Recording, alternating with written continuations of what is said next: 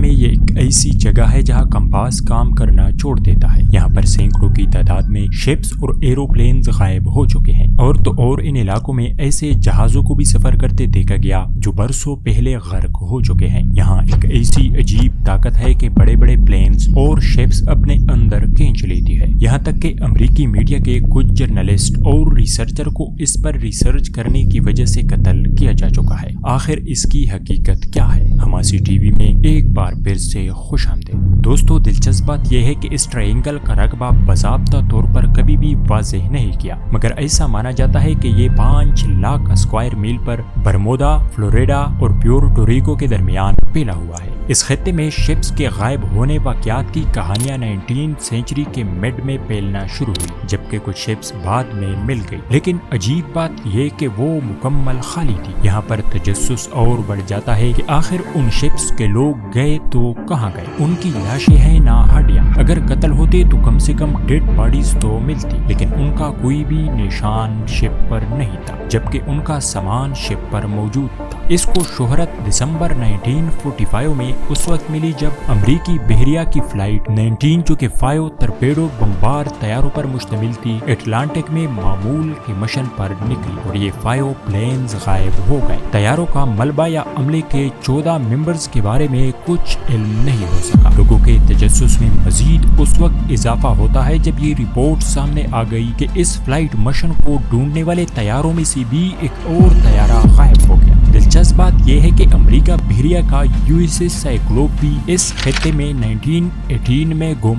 हो गया था, जिसका कभी भी सुराग नहीं मिला, मगर उस वक्त लोगों ने ज्यादा तवज्जो नहीं दी थी। हालांकि उसके साथ 300 अफराद भी गायब हो गए थे। उसके बाद मज़ामीन और किताबें जैसे चार्ल्स की 1974 में शाये किताब द बरमूडा ट्रायंगल ने इस खत्ते को दुनिया भर में शोहरत दिला दी। इस किताब की 30 ज़बानों में 2 करोड़ कापियाँ फरोख्त हुई और इस मुअम्मे को जिंदा रखने में कामयाब रही। इस किताब में बरमूडा ट्रायंगल के बारे में कुदरती और मावराई ख्यालात को जगह दी गई थी। उसके बाद साइंटिस्ट ने बरमूडा ट्रायंगल के बारे में तौहमात को खत्म करने की मुतअद्दिद बार कोशिश की।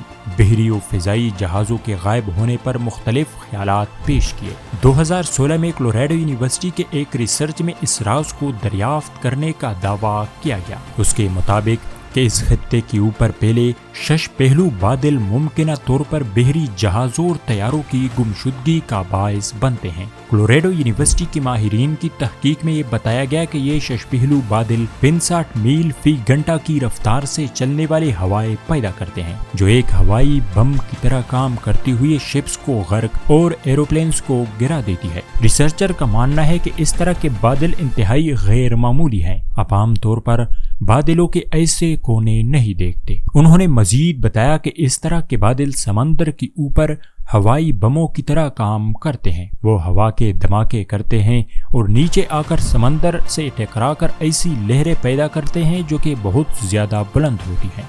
मगर किसी भी तहकीक में अब तक इस सवाल का जवाब सामने नहीं आ सका कि अगर बादल या लहर जहाजों और तैयारों की तबाही का बास बनते हैं तो उनका मलबा कहा जाता है, क्योंकि एक गैर मुसद्दिका रिपोर्ट के मुताबिक हर साल इस खत्ते में औसतन 4 प्लेन्स और 20 शिप्स गुम हो जाते हैं। उम्मीद है हमासी टीवी की आज की ये वीडियो भी आप लोगों को पसंद आई होगी। हमासी टीवी को सब्सक्राइब करें, इस वीडियो को लाइक करें, एक अच्छा सा कमेंट करें।